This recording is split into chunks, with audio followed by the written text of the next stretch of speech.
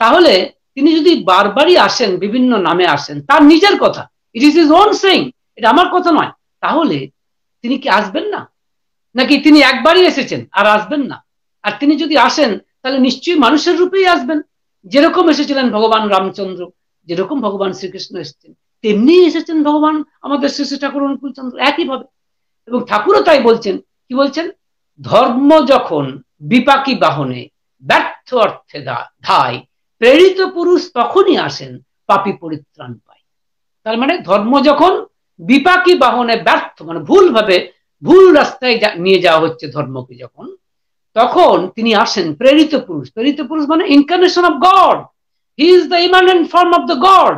তিনি হচ্ছেন ভগবানের সাকার মূর্তি, he is the supreme person.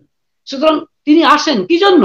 না ওই যে ধর্ম যেটি গ্লানি ঢুকেছিল তার যার মধ্যে, যেটাকে ভুল পথে নিয়ে যাওয়া হচ্ছিল, তিনি নিয়ে আসেন এটাকে সঠিক পথে নিয়ে আসার জন্য। সঠিক পথে মানে তিনি কি বলছেন?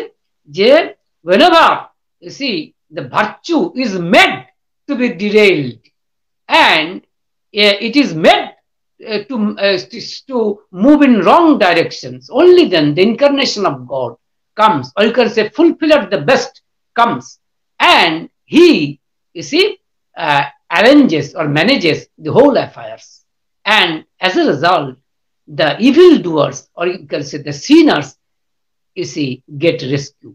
এইখানে আপনারা মনে করতে পারেন এটা কি হলো? ভগবান শ্রীকৃষ্ণ তো বললেন পাপীদের বিনাশ করেন, আর ঠাকুর বলছেন পাপীরা পরিত্রাণ পায়। দুটো কি আলাদা কথা? Apparently it means that really they are different, they are contrasting, but in আপনি যদি if you think deeply, আপনি যদি খুব গভীরভাবে দেখেন, তাহলে দুটো আলাদা জিনিস নয়। রাদার ঠাকুর যেটা বলছেন তাতে কনসেপশনটা আরো বেশি ক্লিয়ার হয়। কারণ তিনি সত্যি সত্যি একেবারে সরাসরি নিদান করতে আসেন ঠিক তা নয়, তিনি এমন ব্যবস্থা করেন যাতে পাপ দূরীভূত হয়। আর ঠাকুর কি বলছেন? পাপী পরিত্রাণ পায়। যেমন আমাদের শ্রী চৈতন্য দেব জগাই মাধাইকে উদ্ধার করেছিলেন, সেই পাপীকে মেরে ফেলেননি, কিন্তু তা ভগবানও ঠিক তাই। আমরা মনে করি তিনি মেরে ফেলেছেন ভগবান শ্রীকৃষ্ণ, কিন্তু in actual sense it is not so.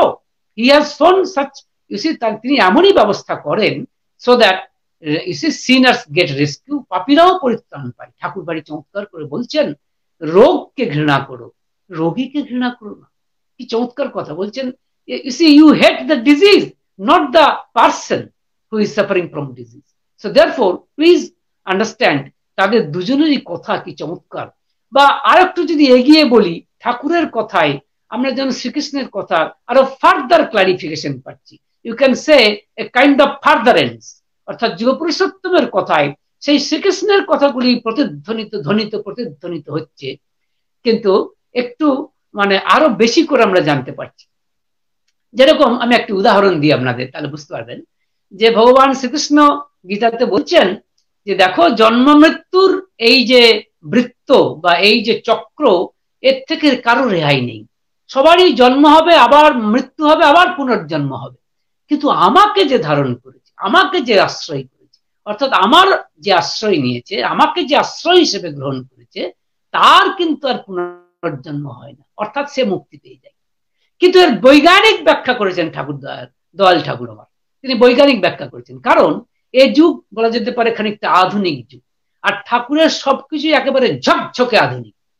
If you say this present age is a kind of modern age, then I should say that all the sayings of Sri Sri Thakur Anukul Chandra is ultra modern. I should say they are all ultra modern sayings.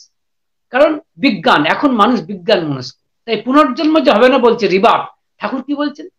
যে যদি স্মৃতিবাহী চেতনা মানুষ লাভ করে, তাহলে কিন্তু পুনর্জন্মটাও কোনো জন্ম নয়। ঠাকুর কি বলছেন? মরো না, মেরো না, পারত মৃত্যুকে অবলুপ্ত করো। Do never die nor cause death, but resist death to death. তার মানে কি? ঠাকুর বৈজ্ঞানিক ব্যাখ্যা দিলেন।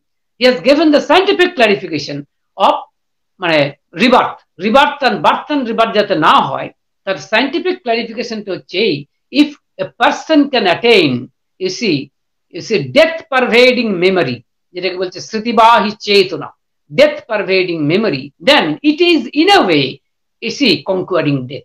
এটা কিন্তু মৃত্যুকে জয় করার সামিল হয়। ঝকঝকে আধুনিক ব্যাখ্যা ঠাকুর আমার দিলেন, কিন্তু বক্তব্য একই। all the, you see, the inner meaning of you see, of their sayings are in a way absolutely same. But then in Amra Kintu Thakurer Kothai, when we see he is the latest incarnation of the God, Sri Sri Thakur Anukulechandra, since he is the latest incarnation of God, so therefore we can understand, you see, if we see his saying, if we watch his saying, then we can see more further and more scientific clarification, so that we can understand their sayings more properly. You see, we can realize it. So therefore, this is the matter. Now, এইবার আমি আপনাদের সামনে এতক্ষণ হয়তো যে কথাগুলি আলোচনা করছিলাম, হয়তো একটু তত্ত্ব কথা হতে পারে, বা আপনাদের কাছে হয়তো একটু কষ্টকর, বা সবার পক্ষে হয়তো বোঝা একটু অসুবিধাজনক হতে পারে। এবার কিন্তু আসবো একেবারে সহজ কথায়।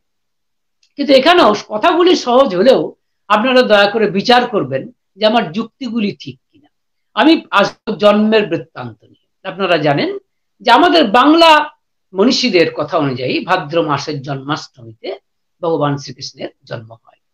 আর ঠাকুরের জন্ম হচ্ছে, একবার পরিষ্কার জানি, 1888-তে সেই 30শে ভাদ্র আমরা বলি, তাল নবমী তিথিতে। অর্থাৎ দুজনেই কিন্তু ভাদ্র মাসে জন্মগ্রহণ করেছে। Both of them, you see, have taken their birth on Bhadra, you see, Bhadra month, you can say. Say, এবং আমরা আরেকটা জিনিস দেখছি যে তার মানে কি, ইট ওয়াজ রেনি সিজন, এটা কি ছিল না, মানে বৃষ্টির সময়। এবং আরেকটা কি জিনিস দেখছি যে ভগবান শ্রীকৃষ্ণ আসছেন দেবকীর গর্ভে অষ্টম সন্তান হিসাবে, অষ্টম সন্তান হিসেবে আসছে। কিন্তু ঠাকুরের ক্ষেত্রে আমরা দেখছি জ্যেষ্ঠ পুত্র রূপে আসছেন। কিন্তু তাহলেও আমরা দেখছি যে দেবকীর কিন্তু 8টি সন্তান, আর ঠাকুরের যিনি মাতা মনমোহিনী, তার 9টি সন্তান। এবং আমরা খুব আশ্চর্য হয়ে দেখছি যে ভগবান শ্রীকৃষ্ণকে আনবার জন্য দেবকীকে প্রথম 6টি সন্তানকে স্যাক্রিফাইস করতে হয়, কারণ তাদেরকে কংস একেবারে নিধন করে দেয়, ডিস্ট্রয় করে দেয়। You see, all the 6 sons of Devaki were destroyed by Kongsu. So therefore, Devaki, you see, had immense pain and anguish for এই মা হিসেবে তাদের খুব কষ্ট হয়েছে। কিন্তু 7th যে সান, অর্থাৎ 7 সান কিন্তু মনে রাখবেন বলরাম। কিন্তু ইন্টারেস্টিংলি দেবকীর ওই বাচ্চাকে নিয়ে নেবে ভেবেই ওই বাচ্চাকে দেবকীর গর্ভ থেকে বসুদেবের যে প্রথমা স্ত্রী রোহিণী, তার গর্ভে এটিকে স্থানান্তরিত করা হয়। It was a kind of transplantation. So transplantation, you see, was also there even in that age also. This is a clear proof. Anyway, at least it indicates so, if not absolutely same. So আমরা দেখছি তিনি বলরাম রূপে রয়েছেন, রোহিণীর গর্ভে জন্মগ্রহণ করলেন। এখন যেটাকে বলে surrogated mother, you can say a kind of surrogated mother. হ্যাঁ, সেরকমই ঘটনা ঘটেছিল বলরামের ক্ষেত্রে। কারণ you can say test tube baby also. হ্যাঁ, কারণ বসুদেবের ঔরসে এবং দেবকীর রজ মিলিয়ে তৈরি হয়েছে আমাদের বলরাম, সেটিকে ট্রান্সফার করা হয়েছে রোহিণীর গর্ভে। This was simply transplanted, you see, in the uterus of the Rohini. So therefore, it's a kind of test tube baby in a way. ঠাকুর এইভাবেই। যাই হোক, এবার আমরা দেখছি কিন্তু এতগুলি সন্তান নষ্ট হয়েছে। ঠাকুরের ক্ষেত্রে আমরা দেখছি যে 9টি সন্তানের মধ্যে 5টি সন্তান পরপর মারা গেছে। জ্যেষ্ঠ সন্তান ঠাকুর অনুকূলচন্দ্র, তারপরে প্রভাস অর্থাৎ খেপুদা, তারপরে কুমুদদা অর্থাৎ বাদলদা, এই 3 জন বেঁচেছিলেন। কিন্তু পরবর্তী ক্ষেত্রে আমরা যাদেরকে দেখছি, যেমন ট্যাংরা, তিনি ছেলে, মারা গেছেন। তারপরে সুডিল, তিনি মেয়ে, মারা গেছেন। নির্মলা, মেয়ে, মারা গেছেন। ফাল্গুনী, ছেলে, মারা গেছেন। বিশ্ববিজয়, ছেলে, মারা গেছেন। পরপর 5 জন মারা গেছেন। একেবারে শেষ গুরুপ্রসাদী মা, তিনি বেঁচেছিলেন। অর্থাৎ 4 জন বেঁচেছিলেন ঠাকুরের ক্ষেত্রে। আর শ্রীকৃষ্ণের ক্ষেত্রে 2 জন, বলরাম এবং শ্রীকৃষ্ণ। তার মানে একটা জিনিস কিন্তু পরিষ্কার বোঝা যাচ্ছে, তাদের মায়েদেরকে বড় কষ্ট করতে হয়েছে, বড় কষ্ট পেয়েছে, কিন্তু মায়েদের ঋণ তারা শোধ করেছে এবং মায়েদের দুঃখ তারা কিন্তু তারা কিন্তু দূর করেছেন। সে প্রশ্ন আমি পরে আসছি, সেই প্রসঙ্গে আমি পরে আসছি। এবার দেখুন, এই যে ভগবান শ্রীকৃষ্ণের জন্ম হচ্ছে কংসের কারাগারে, আপনারা সবাই জানেন। তো যখন জন্ম হচ্ছে, এত প্রহরী তারা ঘুমে অচেতন। এটি কি করে হয়? যেটি কথিত আছে যে যশোদার কন্যা হয়ে জন্মগ্রহণ করলেন যোগমায়া। এই অবশ্য শেষ পর্যন্ত যোগমায়াও কিন্তু সেই ঈশ্বরের সৃষ্টি। There is absolutely no doubt that this is also the creation of the God himself. That's all right. But then Yogamaya Rupe, as Yogamaya, as you can say kind of delusion or illusion, or you can say সেই হিসেবে তিনি এসেছেন এবং ওই যোগমায়ার প্রভাবে সমস্ত প্রহরী ঘুমিয়ে পড়ল। আচ্ছা, ঠাকুরের ক্ষেত্রে কি এই ঘটনা ঘটেছিল? ঘটেছিল। কেন? কারণ ঠাকুরের যখন প্রসব হয়, সেই প্রসবের ঘরে মাতা মনমোহিনী প্রসবের সময় ঘুমে অচেতন, এবং যারা ধাত্রীমা ছিলেন তারাও কিন্তু ঘুমে অচেতন। অর্থাৎ ঠাকুর সঠিক কোন সময়ে জন্মগ্রহণ করেছেন কেউই দেখতে পাননি। যখন তারা দেখলেন ঠাকুরকে, তখন দেখেন একটি শিশু হাসছেন, হাসি মুখ যুক্ত একটি শিশুকে তারা দেখলেন। অথচ আমরা জানি যে একটি শিশু যখন জন্মায় তখন তাকে কাঁদতেই হবে, কারণ না কাঁদলে সে বাঁচবে না। এবং যেহেতু তিনি মানুষ হিসেবে এসেছেন এবং তিনি কেঁদেছেন, বাট তা সত্ত্বেও কিন্তু তার মানে কি তার কান্না কেউ শুনতে পায়নি, তিনি যখন হয়েছেন কেউ দেখতে পায়নি। তাহলে আমি যদি বলি এটাও এক ধরনের যোগ ও মায়া ঠাকুর সৃষ্টি করলেন, অর্থাৎ তার সৃষ্টি মুহূর্তে কেউ যেন সবাই ঘুমে অচেতন। ঠিক একই দৃশ্যের কি পুনরাবৃত্তি হচ্ছে না? একটু ভেবে দেখুন তো। You see, if you can deeply think, you will see the same, you can say a kind of repetition of the same scene which we have seen in case of Bhagavan Sri Krishna, and you see we have seen in case of Sri Thakur Yoga Maya. তারপরে আরেকটা জিনিস লক্ষ্য করুন যে, এবং in fact this is exactly or precisely the reason why ঠাকুরের জন্ম টাইমটা, বার্থ টাইমটা ইজ নট সার্টেন। সতীশচন্দ্র জোয়ারদারের যিনি যে বই ঠাকুরের জীবনী লিখেছেন, তিনি বলেছেন 7:22। আর ব্রজগোপাল দত্ত রায়, যিনি ঠাকুরের পরবর্তীকালের জীবনী লেখক, তিনি বলছেন 7:28। সো এইখানে একটা 6 মিনিটের ডিসক্রিপেন্সি আমরা দেখতে পাচ্ছি। কেন দেখতে পাচ্ছি?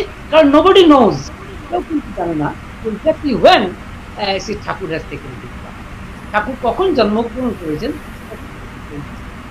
আবার আমি যদি বলি আরো অনেক আগেই ঠাকুর জন্মগ্রহণ করেছেন, তার একটি প্রমাণ আমার এরকম বলতে ইচ্ছে করে যে, আপনারা জানেন যে ভগবান শ্রীকৃষ্ণ যখন জন্মেছিলেন তার যে দিব্য জ্যোতি, তার এটা হবেই, দেয়ার body is illuminating, bright light সেখান থেকে বেরিয়ে আসছে। ঠাকুরের ক্ষেত্রেও একই ঘটনা ঘটছে, কারণ তারা দেখতে পায়নি, কিন্তু দেখতে পাচ্ছে কারা? যারা পদ্মা মধ্যে জেলে যারা মাছ ধরছিল, তারা দেখে যে শিবচন্দ্র চক্রবর্তীর বাড়িতে আগুন লেগেছে। অর্থাৎ আগুনটাই কিন্তু ঠাকুরের দিব্য জ্যোতি, কিন্তু মানে ব্রাইট লাইট, ইলুমিনেটিং বডি। এবং এটা হতেই হবে as a matter of fact. Purushottam, no Purushottam can hide their nature, their real nature, they cannot hide simply. যেমন আগুন তার দাহিকা শক্তি এবং আলো দুটোকে কোনোটাই কিন্তু লুকোতে পারে না। Fire cannot hide its light as well as its heat, it cannot, simply that মানে same is the case with Purushottam also, তাদের দিব্য জ্যোতিটাও কিন্তু একইভাবে প্রকট হচ্ছে, আমরা দেখতে পাচ্ছি এবং জেলেগুলি দেখছি। লক্ষ্য করে দেখুন, একেবারে যদি সকাল বেলাতে হতো তাহলে আগুনটা এত পরিষ্কার দেখা যেত না।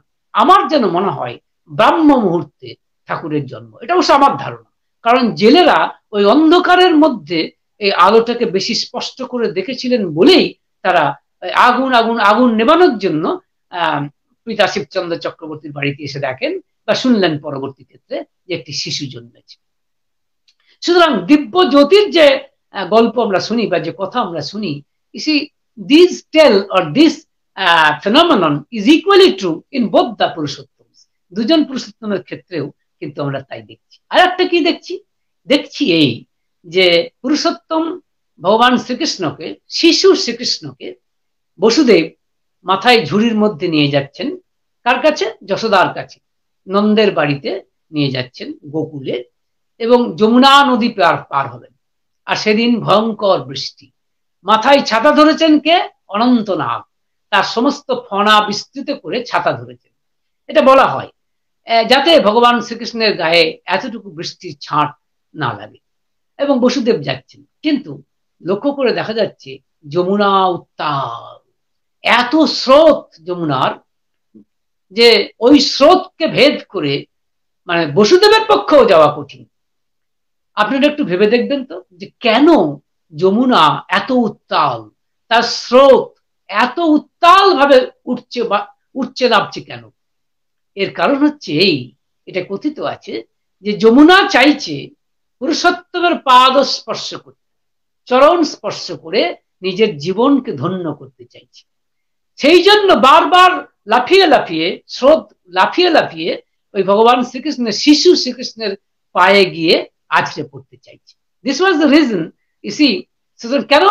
কারণ Yamuna wanted to touch the holy feet of you see you can say the বালক শ্রীকৃষ্ণ, ইনফ্যান্ট শ্রীকৃষ্ণ। কারণ তাহলে কি হবে? তার জীবন ধন্য হবে। এবং সেই জন্য, এবং কি হলো, as a matter of fact সেই জন্যই দেখা গেল যে বসুদেব হয়তো একটু নিচু হলেন বা নিচু হতে বাধ্য হলেন, এবং যমুনার স্রোত অর্থাৎ জল শিশু শ্রীকৃষ্ণের পাদ স্পর্শ করল।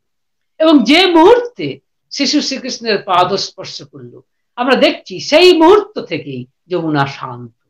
তার কারণ তার উদ্দেশ্য সিদ্ধ হয়ে গেছে, কারণ তিনি পুরুষোত্তমের চরণ স্পর্শ করেছেন। বুঝতে পারছেন? The moment you see the waves of the Jamuna, you see, touched the holy feet of Purushottam, then you see the Jamuna became, you see, simply become calm and quiet, so that Vasudev তখন খুব সহজেই এটাকে wedding out করলেন, অর্থাৎ চলে গেলেন পেরিয়ে। সুতরাং দেখুন, এক্ষেত্রে যমুনার ক্ষেত্রে আমরা দেখছি যমুনা যেন অপেক্ষা করেছিল সারা জীবন ধরে যে কখন সে পুরুষোত্তমের পাদ স্পর্শ পাবে, চরণ ধোয়াবে। আচ্ছা দেখুন তো, একই ঘটনা ঠাকুর অনুকূল চন্দ্রের ক্ষেত্রে ঘটছে কিনা? আমার কিন্তু মনে হয়েছে ঘটছে। এক্ষেত্রে কি পদ্মা, সেক্ষেত্রে ছিল যমুনা, আর এক্ষেত্রে পদ্মা। পদ্মা ক্ষেত্রে আমরা দেখছি ঠিক জন্ম মুহূর্তে নয়, কিন্তু পরবর্তী ক্ষেত্রে একদিন আমরা লক্ষ্য করে দেখছি যে ঠাকুর বললেন, বর্ষাকাল, বললেন যে এখনই, ভোরবেলায় বলছেন যে এখনই বাঁধ দিতে হবে, তা না হলে পদ্মা আশ্রম ভাসিয়ে নিয়ে চলে যাবে। বহু মানুষ, এই গ্রামের মানুষেরা এই কথা শুনে ভাবছে ঠাকুর বাঁধ দিয়ে পদ্মার স্রোত আটকাবেন, এটা কি হয় নাকি? কিন্তু ভক্তরা সেই কথা মেনে বলছেন তাহলে কি করতে হবে? না, ইট বালি সিমেন্ট নিয়ে বাঁধ তৈরি করতে হবে। হিসাব করে দেখা গেল একটা টাকা লাগবে। সেইখানে উপস্থিত ছিলেন নেতাজি সুভাষচন্দ্র বসুর মামা, ব্যারিস্টার জেএন দত্ত এবং তার স্ত্রী, অর্থাৎ নেতাজি সুভাষচন্দ্র বসুর মামিমা। এই কথা শুনে তার গলার 7 নড়ি হার খুলে ঠাকুরকে দিলেন, ঠাকুর সুশীলদাকে দিলেন। সুশীলদা এটি পাবনাতে নিয়ে গিয়ে বন্ধক রেখে এই টাকা নিয়ে এলেন প্রয়োজনীয়, এবং ইট বালি সিমেন্ট এসে গেল, এবং সারাদিন ধরে এই বাঁধের কাজ চলতে আরম্ভ করল।